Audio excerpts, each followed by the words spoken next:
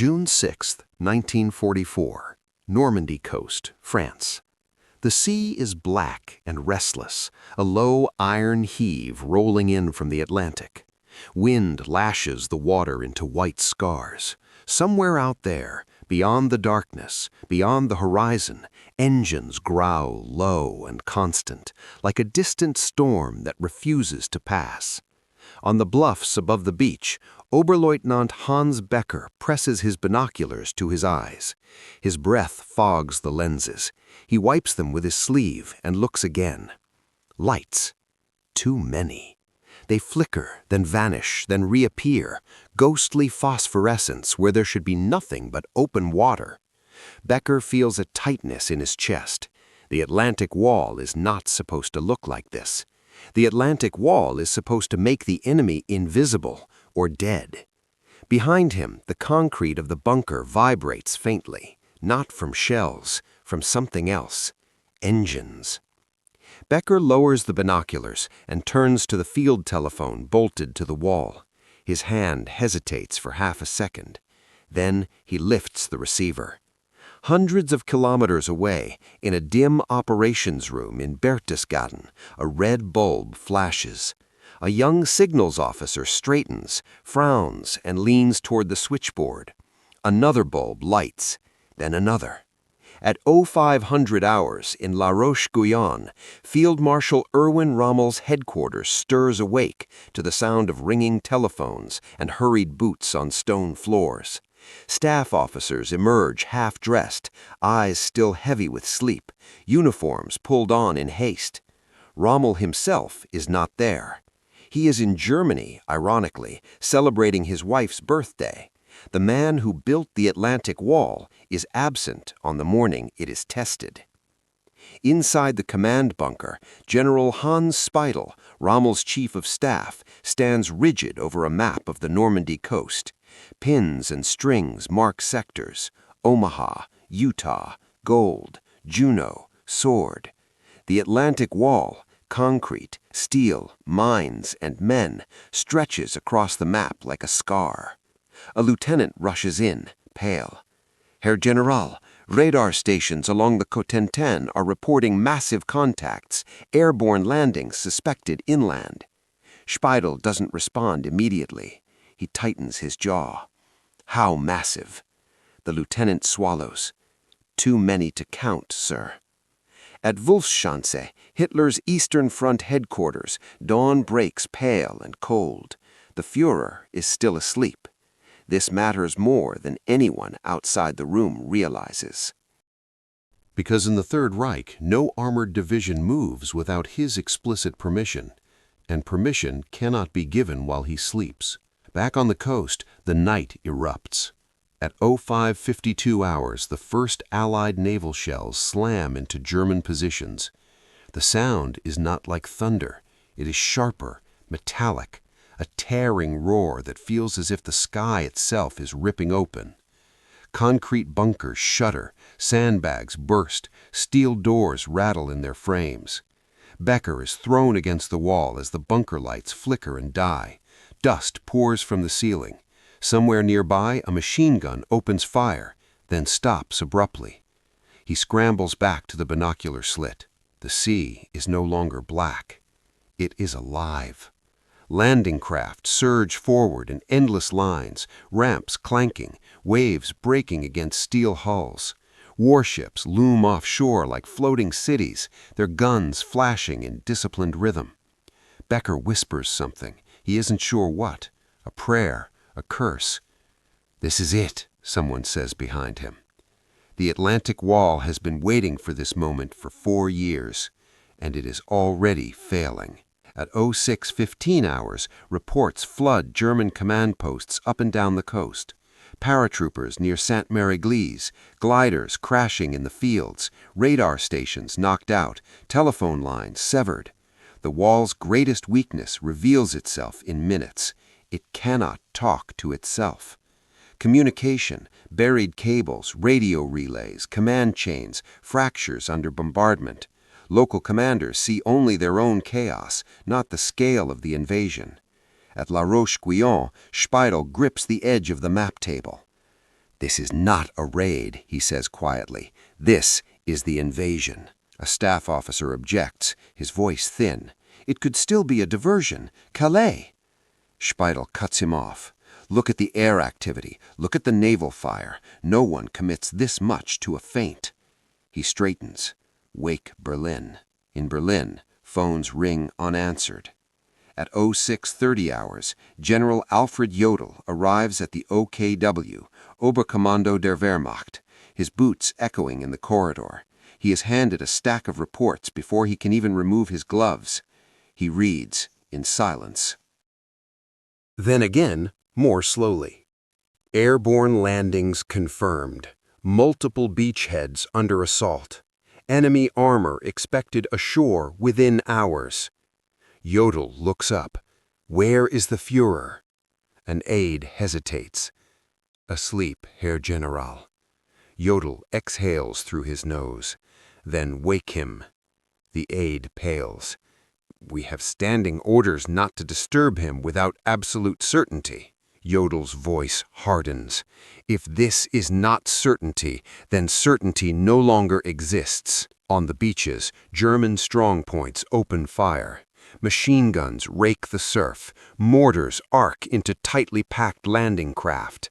Men fall. Boats burn.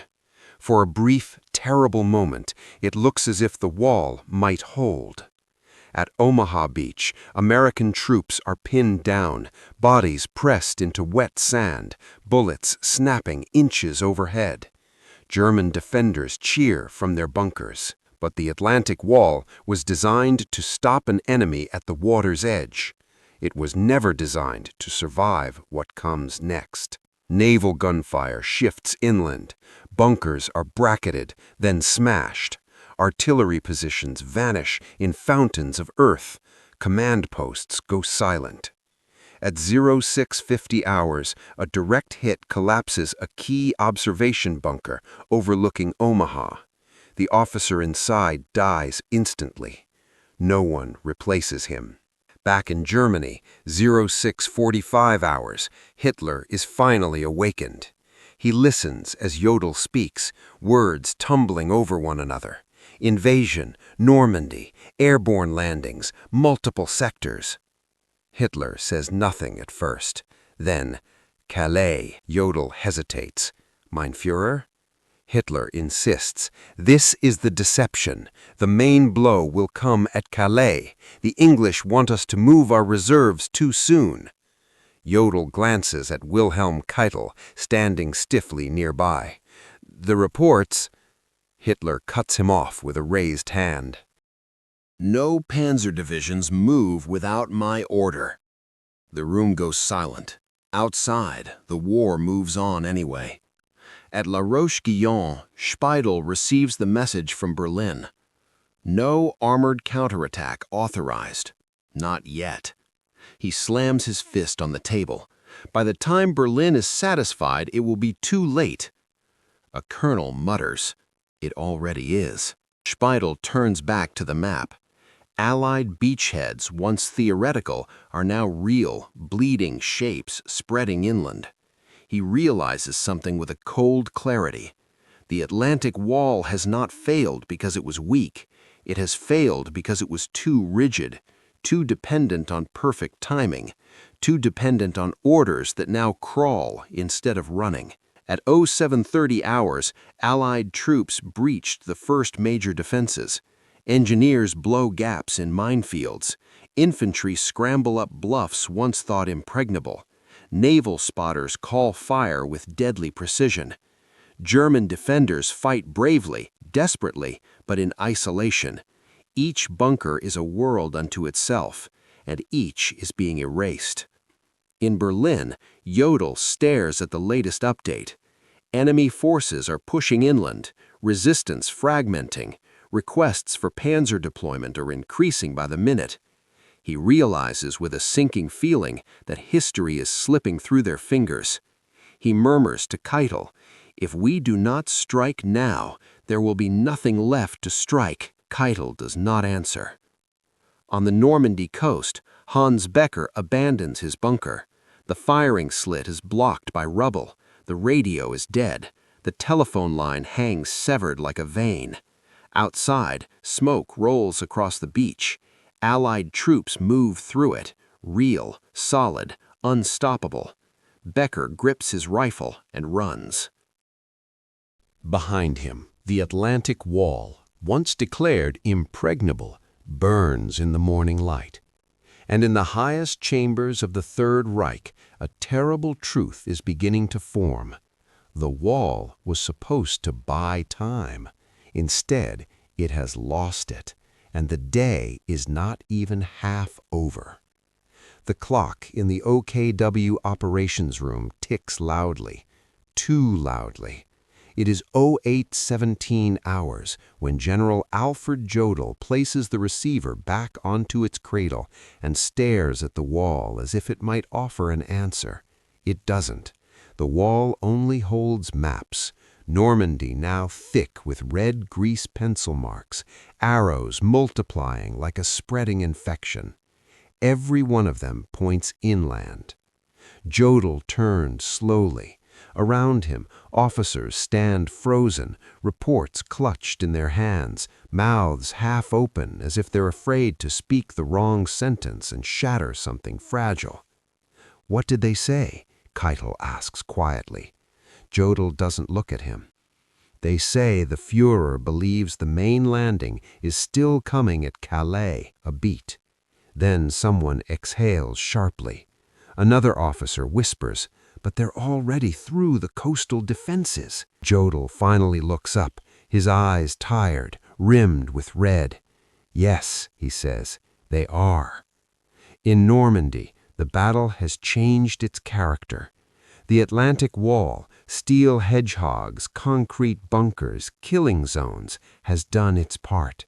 The beaches are strewn with wreckage and bodies, but now the fighting has moved beyond the wall, into villages, into hedgerows, into the narrow Norman roads where armor cannot maneuver freely and orders arrive too late. At Gold Beach, British troops push inland with grim efficiency. Engineers clear obstacles, officers shout over the din. Tanks rumble ashore, their tracks biting into French soil. Not engaged. Silent.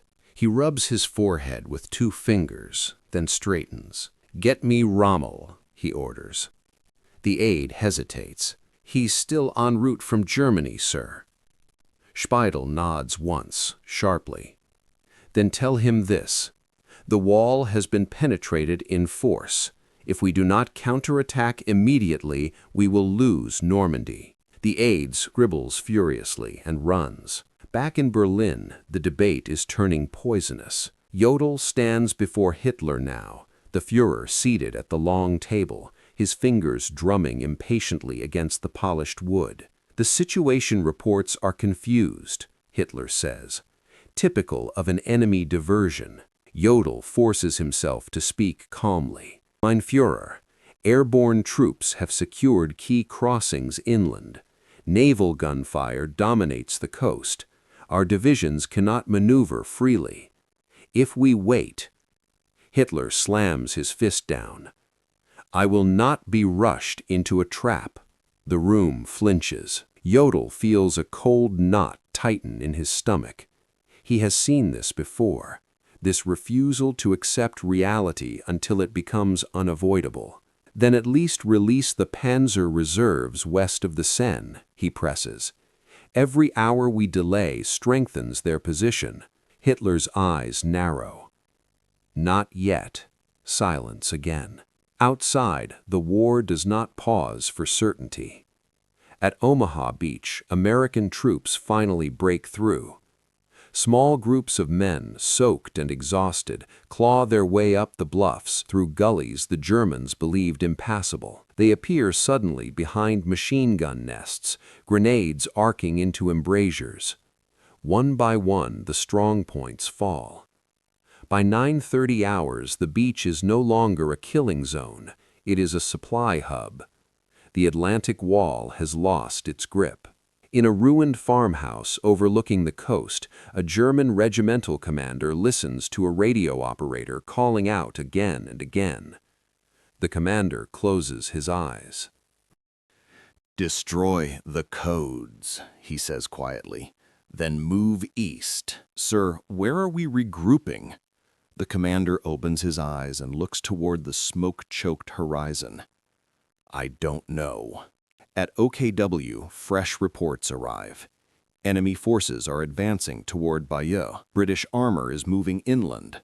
American units linking up with airborne troops. Yodel reads them, then sets the papers down with deliberate care. This is no longer a question of whether the Atlantic Wall has failed.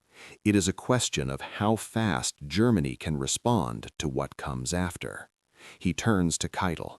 "If we do not counterattack today, we will never push them back into the sea." Keitel swallows. "And if the Führer still refuses?" Yodel's jaw tightens. "Then history will record this moment." At 10 hours, Rommel is on the road, his staff car racing west. He receives updates in fragments, broken radio messages, breathless couriers, paratroopers everywhere, beachheads expanding, no Panzer movement. Rommel stares out the window, face carved from stone. "They landed where we said they would," he murmurs to no one in particular. And no one had listened. On the beaches, Allied engineers erect signposts pointing inland. Supply dumps rise almost overnight. The wounded are evacuated. More men, more tanks, more guns. The invasion has momentum now, and momentum is something the Atlantic Wall was never built to stop. Back in Berlin, Hitler finally speaks the words Jodl has been waiting for and dreading. "Very well, release the Panzer divisions." Relief surges through the room. Then Hitler adds, "But only limited elements. We will see where the main effort truly lies." The relief dies instantly. Limited elements. Hours late. Jodl looks down at the map and knows deep. In Normandy, Becker and a handful of survivors reach a hedgerow and collapse, gasping. Allied aircraft scream overhead, unchallenged. Becker looks back toward the coast. The wall is gone from sight now, hidden behind smoke and distance. But its failure is everywhere. He thinks of the slogans, the speeches, the certainty. And for the first time, he wonders if Germany can still win this war at all. At 11 hours, an intelligence officer at OKW writes a single line in his notebook. The enemy breakthrough appears decisive. He underlines it twice. Outside the room, no one says the words out loud yet, but everyone feels them forming. This is not a setback. This is the beginning of the end, and the German High Command is about to realize just how quickly the Atlantic Wall has turned from shield to illusion. By 12 hours, the OKW operations room has descended into a controlled chaos that can barely contain itself. Telephones ring constantly, telegrams arrive on pale blue forms, and officers run back and forth, clutching maps smeared with coffee stains and grease pencils. General Jodl stands at the center, the map table now littered with crumpled reports. Pins mark each sector of the Normandy coast. Every red pin, Omaha, Utah, Gold, Juno, Sword, tells the same story. A wall once considered impregnable is gone, shredded in mere hours.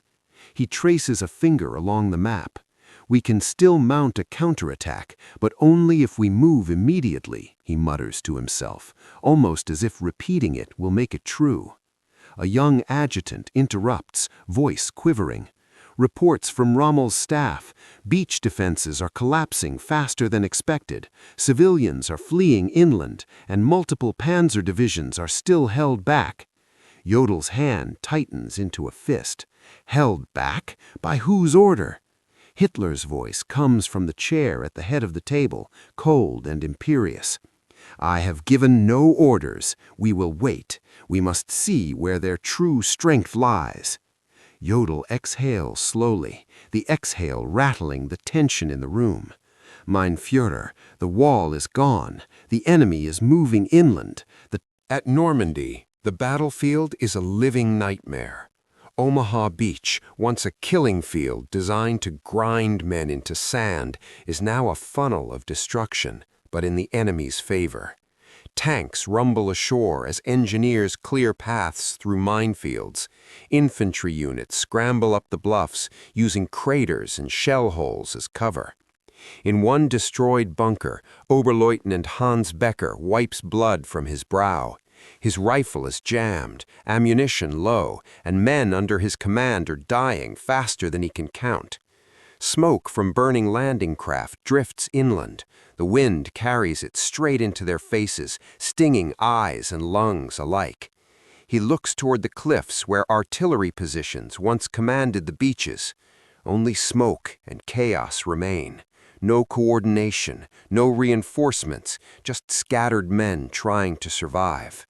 Becker mutters under his breath, almost a prayer. The wall was supposed to hold them here, just here. But the wall didn't hold, and now the battlefield is unrecognizable. Back in Berlin, the situation is spiraling. Reports arrive piecemeal. Airborne landings in Sainte-Mère-Église, gliders in chaos, bridges captured, communications severed. Keitel leans over Jodl's shoulder. If we act now, perhaps we can stabilize the situation inland. But the Führer is no longer the decisive factor. He is the obstacle. Across the room, a colonel whispers to another. They should have listened to Rommel. He warned them. Rommel himself is racing west along narrow roads, telephone lines breaking up his updates. He can see smoke columns rising along the coastline, smell the acrid tang of gunpowder carried inland by the wind. His mind runs faster than the car. Where are the reserves? Where is the coordination? He knows. If Berlin does not act, the invasion will succeed not through brilliance, but through the paralysis of his own high command. At 1300 hours, the first fragmented attempts at counterattack reach Normandy. They find nothing. The infantry that should have been holding positions is scattered, radio lines down, commanders dead or missing. Mines and obstacles have already been cleared by engineers. The Panzers grind forward, slow and vulnerable, facing coordinated artillery and close air support. In minutes, losses are mounting. The Atlantic Wall has failed once. Now its failure is cascading, faster than any reinforcements can stabilize. Back in Berlin, Hitler finally allows limited deployment of panzers, but the delay is already catastrophic. Jodl knows the reality. He whispers to Keitel, "By the time they arrive, the Allies will be too deep to stop. Normandy will fall, and the Atlantic Wall, all of it, meaningless." Keitel glances nervously at Hitler, who is staring at a map, his fingers drumming. "We are committed," he murmurs, though no one can tell if he means committed to counterattack or committed to disaster. In Normandy, Becker crawls through hedgerows, now separated from his unit. Artillery shells scream overhead. The screams of men echo through the morning mist. He sees American troops setting up field positions in what had been the kill zones of the Atlantic Wall. And in that instant, he understood. The wall wasn't just failing, it was obsolete. Its steel, its concrete, its minefields, all of it could not withstand this level of coordination, mobility, and sheer numbers. Every hour that Berlin hesitates, every decision delayed by ego or ideology, the Atlantic Wall loses more than ground. It loses credibility, authority, and any hope of halting the invasion. Becker pulls himself behind a crumbling stone wall, gasping, rifle in hand, and whispers a single, bitter thought. "We were supposed to be invincible." The realization hits everyone in the German High Command now, across bunkers, command posts, and offices alike. Invincibility is a lie, and lies are being exposed at an unstoppable pace.